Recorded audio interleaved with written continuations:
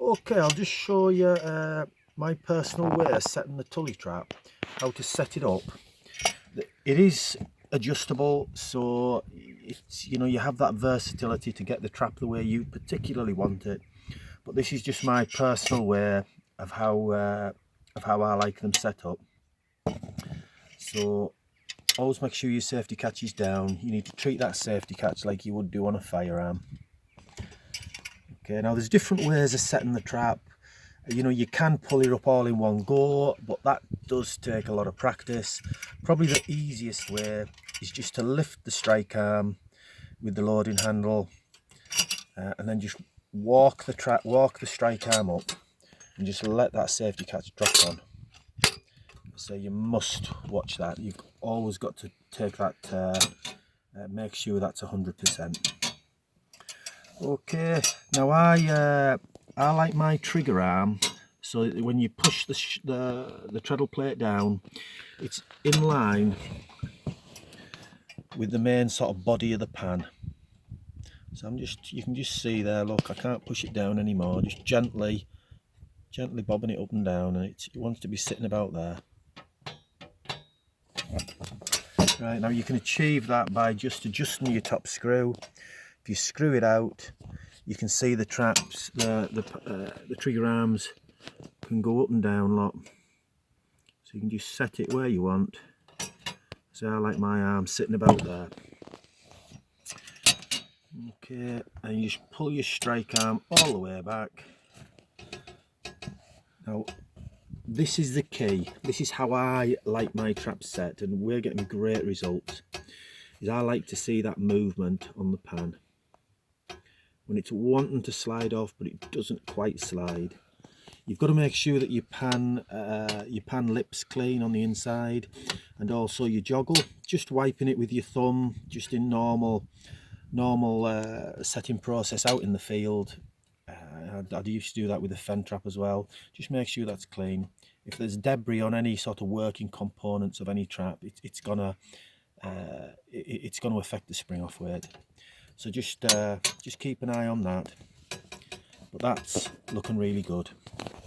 This is the lightest weight I've got. This weighs less than a small weasel.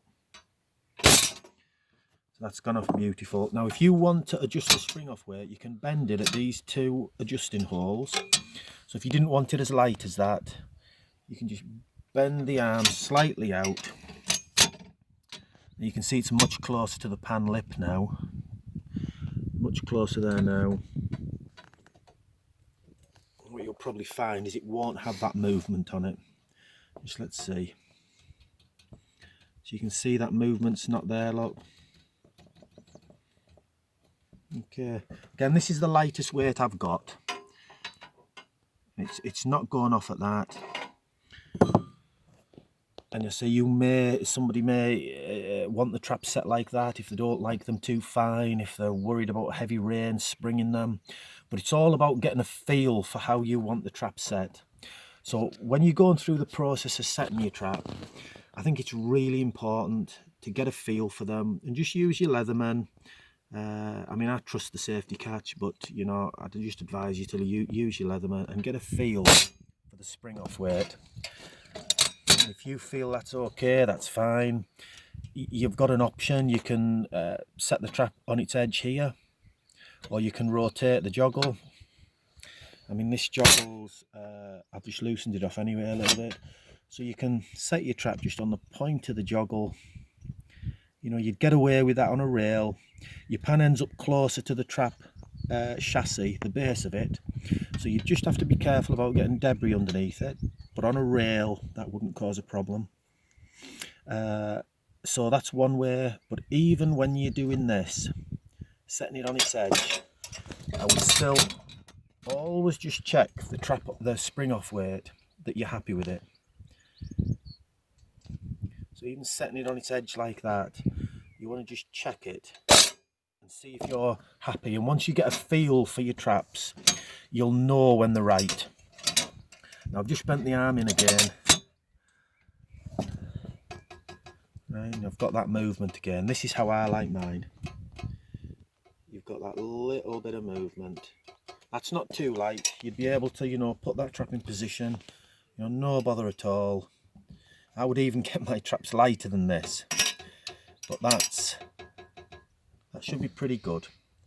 Just see, it may not go off at this tiny lightest weight, but just let's see. Right.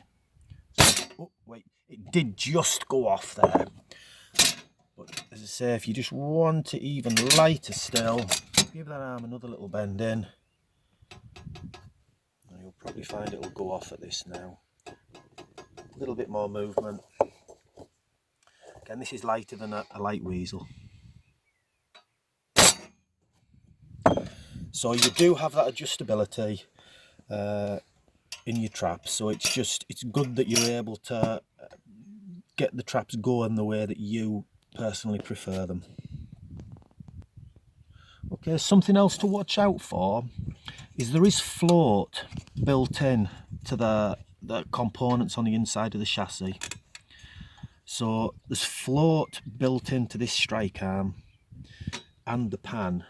And in transit, if your trap's in the back of the quad bike, if it's getting bounced around, even in transit from the manufacturer, just check. It doesn't happen very often at all, but you can see the pan's free there. It's just something to watch out for.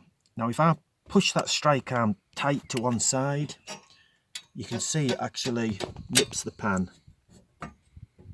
It's just one of those things, if it happened to you and you didn't notice it, you could think that the trap's faulty or anything like that, when in fact all you're doing is just pulling the strike arm back, and there's your pan.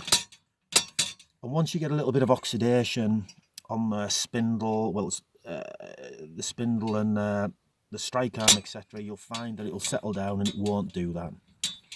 So so you should find that will just do that with a brand new trap.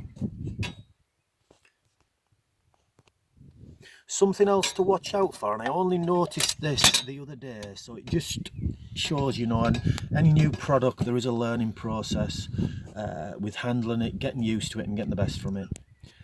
I wouldn't advise you to have this handle this way, because the other day a trap went off and actually the handle came, it went right down. I'll just support it all the way down here, but it went right down like this. And the handle actually hit the pan lip. It actually hit the pan lip there. It caused the handle to fly off. And so yeah, I wouldn't have the handle down. You want to have the handle in its rear position like that, and then you won't have a problem at all. So again, it was possibly a one-off that it caught there, but just something to watch out for. But I would have the handle back. And if the action of the trap going off, if the handle flicks up and hits your cage, you know, it's only going to just push it back. And just something else to watch out for. But the key thing in getting the best out of your Tully traps, I feel, is getting that trap, the sensitivity right. And you get that movement and you'll be spot on.